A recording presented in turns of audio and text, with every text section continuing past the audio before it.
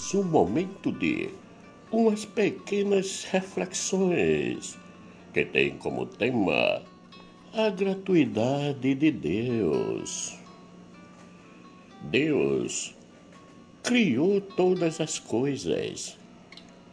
Criou o homem à sua imagem e semelhança e o colocou no paraíso, abençoando-o e lhe dando poderes sobre tudo que ali existia. Sede fecundos, multiplicai-vos, enchei a terra e submetei-a. Dominai sobre os peixes do mar, as aves do céu e todos os animais que rastejam sobre a terra. Gênesis capítulo 1, versículo 28. Deus disse ao homem que poderia comer os frutos de quase todas as árvores do jardim. Só não podia comer o fruto de uma árvore, daquela do conhecimento do bem e do mal. E Javé, Deus, deu ao homem este mandamento: podes comer de todas as árvores do jardim, mas da árvore do conhecimento do bem e do mal não comerás, porque no dia em que dela comeres, terás de morrer. Gênesis capítulo 2, versículos 16 e 17. Bem sabemos como essa história continua. E o que aconteceu?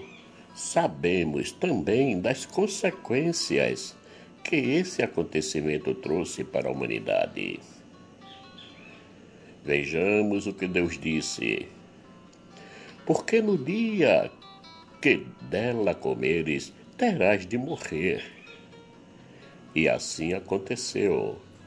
Depois que Adão e Eva desobedeceram a essa ordem de Deus, até que retornes ao solo, pois dele foste tirado, pois tu és pó, e ao pó tornarás. Gênesis capítulo 3, versículo 19. Como por meio de um só homem o pecado entrou no mundo, e pelo pecado a morte, Romanos capítulo 5, versículo 12. A morte é fruto do pecado, e todos nós, indistintamente, somos herdeiros do pecado de Adão. Por isso, cedo ou tarde, iremos morrer. Não sabemos o dia nem a hora, mas uma coisa é certa, ela virá. Devemos nos preparar para esse momento. Se, com efeito, pela falta de um só, a morte imperou através deste único homem, muito mais os que recebem a abundância da graça e o dom da justiça reinarão na vida por meio de um só, Jesus Cristo. Romanos capítulo 5, versículo 17. Logo, Jesus veio até nós para purificar-nos e redimir os nossos pecados.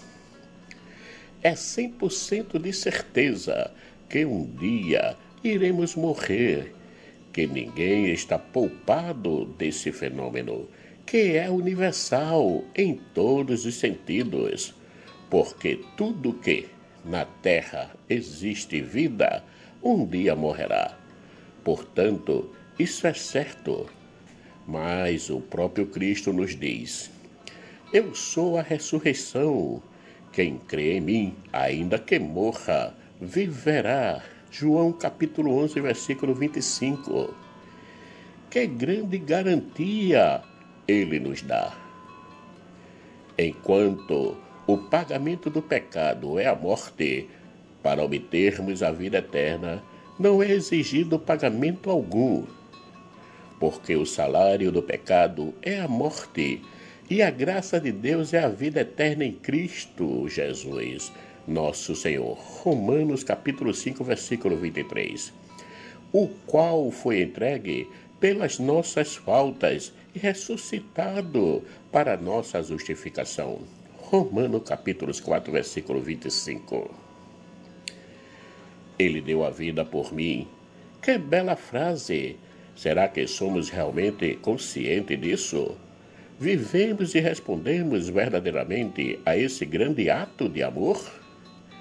Ele deu a vida por mim e a fez livremente. Não foi constrangido por ninguém, fez tudo por amor a mim, a você e à humanidade. Gratuidade, ato que não pede nada em troca, que não fica esperando alguma coisa como recompensa, lança-se pronto. O amor gratuito é totalmente desapegado e incondicional. Não fica fazendo cálculos para agir.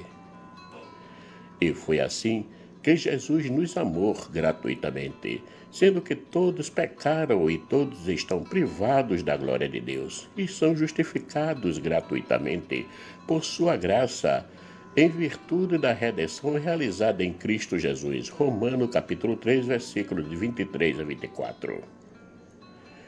O que podemos fazer para respondermos a um amor tão grande assim? Uma coisa que não devemos fazer é se deixar cair nas conversas dos mercenários da fé, que ficam pedindo aos seus fiéis valores os mais diversos possíveis, oferecendo em troca recompensas da parte de Deus. E a própria Sagrada Escritura nos mostra que tudo que Deus nos dá é gratuito. Pois vocês são salvos pela graça por meio da fé, e isso não vem de vocês, é dom de Deus, não por obra, para que ninguém se glorie. Efésios capítulo 2, versículos 8 e 9. Porque a graça de Deus se manifestou salvadora a todos os homens. Tito capítulo 2, versículo 11. E, se é pela graça, já não é mais pelas obras. Se fosse, a graça já não seria graça. Romanos capítulo 11, versículo 16. Então, já que não devemos dar nada de valores ou bens em troca das graças recebidas de Deus, o que devemos fazer? O que nos é pedido para que possamos ser dignos de recebermos essas graças? Jesus, respondendo aos fariseus, disse que bastava viver os 2 mandamentos, os quais era semelhante ao outro. Amarás ao Senhor teu Deus de todo o teu coração, de toda a tua alma e de todo o teu entendimento. Esse é o maior e o primeiro mandamento. O segundo é semelhante a esse: amarás o teu próximo como a ti mesmo. Mateus capítulo 22, versículos de 37 a 39. Portanto, não existe outro caminho que não seja o amor. Cristo não nos abandona, está sempre encontrando um modo de facilitar a nossa vida, nos dando dicas que podem nos ajudar muito na caminhada como cristão. Tudo aquilo, portanto, que quereis que os homens vos façam, fazei-o-vos a eles, pois esta é a lei e os profetas. Mateus capítulo 7, versículo 12. Eis a famosa regra de ouro que está presente em todos os ensinamentos religiosos, sejam cristãos, muçulmanos, hinduístas, budistas, membros de outras religiões e pessoas que se dizem não ter um referencial religioso, mas são de boa vontade. É uma prática que podemos vivê-la cotidianamente e que não custa nada. Porque quem gosta de ser amado também pode amar. Marcos Laurentino. Caríssimos, chegamos ao final de mais umas pequenas reflexões que teve como tema a gratuidade de Deus. Agradeço a todos aqueles que já se inscreveram no canal e peço que compartilhe essa reflexão para que possa chegar a mais e mais pessoas.